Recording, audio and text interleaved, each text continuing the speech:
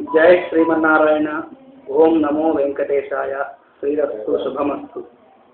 తెలంగాణ రాష్ట్రం నల్లగొండ జిల్లా కొదాడ మండలం తమ్మర బండపాంగ గ్రామంలో వెలిసినటువంటి స్వామి దేవల్ బాలాజీ వెంకటేశ్వర స్వామి తిరుమలపై మరి తాను ఉండలేక తెల్లటి గుర్రంపై క్రీస్తు శకం 11వ శతాబ్దిలో మరి మనకు వచ్చినట్టుగా స్థల పురాణం చెప్తుంది.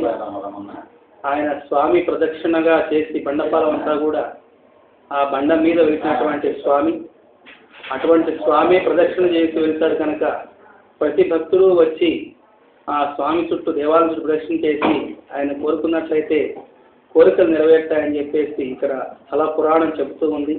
అటువంటి మహిమాన్వితమైనటువంటి స్వామి మన బాలాజీ దేవ వెంకటేశ్వర స్వామి కనుక భక్తులందరూ విచ్చేసి దేవాలయం దర్శించి తమ కోరికలు నెరవేర్చుకోవాలని మేము కోరుకుంటున్నాం.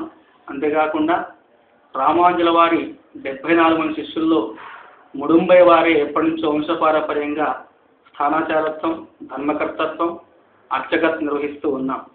దాంట్లో మరి శ్రీమాన్ ముడుంబై అప్పలాచార్యుల గారు, అలాగే ముడుంబై చిన్న శ్రీనివాసాచార్యుల గారు, ముడుంబై లక్ష్మణాచార్యుల గారు, అలాగే ముడుంబై వేణుగోపాలాచార్యుల గారు ఇటు ఆచార్యత్వము, ధర్మకర్తత్వం నిర్వహిస్తూనే కాకుండా ప్రస్తుతం మరి చైర్మన్గా ముడుంబై వరదరాజ స్వామి వారు నిర్వహిస్తూ దేవాలయ నిర్మాణం చేస్తూ ముందుకు తీసుకెళ్తున్నాం.